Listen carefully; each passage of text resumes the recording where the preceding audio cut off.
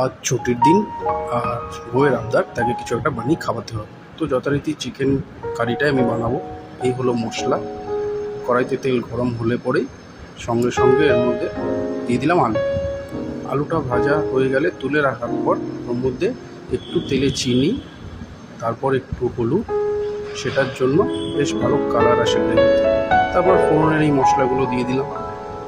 তারপরেই এর মধ্যে মেখে রাখা চিকেনটা দিয়ে বেশ ভালো করে নাড়িয়ে লাল লাল করে যখন ভাজা ভাজা হয়ে আসবে, একটু লাল লাল করে ভাজতে হবে, দেখতেও ভালো লাগবে।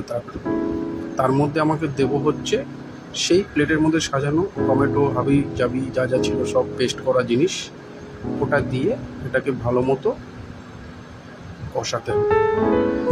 বেশ সুন্দর লাগছে দেখতে, তাই না? বউ খুব পছন্দ করবে। তো কষানোর পরে তারপর ওর মধ্যে আমি আরেকটা জিনিস যেটা দিলাম সেটা হচ্ছে কুচনো পেঁয়াজ। কুচনো পেঁয়াজটা ভালো মতো দিয়ে ওটাকে আবার ভালো করে কষাতে হবে আমাকে। এই যে কষাচ্ছি, বউ তো গন্ধে গন্ধে বলছে বাহ দারুণ সেন্ট বেরোচ্ছে। তো তারপরে দিয়ে দিলাম স্বাদ মতো নুন, যেটা খুবই দরকার। এটা না দিলে পরে তো কোনো স্বাদই পাবো না। আর একবার কষিয়ে নিচ্ছি খুব ভালো করে, আর গন্ধে ঘর মম করছে, বউ তো খুব খুশি। তারপর দিয়ে দিলাম ভেজে রাখা আলুগুলো। ভেজে রাখা আলুগুলো দিয়ে ভালো মতো কষিয়ে নিতে হবে। তারপরেই দেবো এর মধ্যে ফাটিয়ে রাখা টক দই, যেটাতে চিকেনটাকে খুব সুন্দর নরম করে দেবে। আবার সেই খুন্তি দিয়ে কষাতে হবে। যতবার কষাচ্ছি তত দেখতে যেন আরও বেশি সুন্দর লাগছে। তারপরে কষানো হয়ে গেলে যখন ভালো মতো তেল ছেড়ে দেবে, তখন এর মধ্যে জল দিয়ে দেব।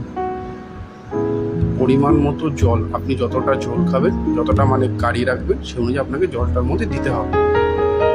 জল দিয়ে ভালো করে নেড়ে চেড়ে একটুকুনি ফোটাতে হবে। তারপরে আসছে আমার জাদু মশলা। এটাকে স্বাদ মতো একটু ছিটিয়ে দিলাম ওপর থেকে। এই মশলাটার রেসিপিটা কাউকে এখন বলা যাবে না, স্পেশাল মশলা এটা আমার। মশলাটা দেওয়া হলে ভালো মতো ফোটানোর পর এক্ষুনি আমার তৈরি হয়ে যাবে চিকেন কারি। আর বউকে এবার এটা খাওয়ানোর পালা। বউ তো খুব খুশি, বউয়ের আবদার রাখতে তো হবেই।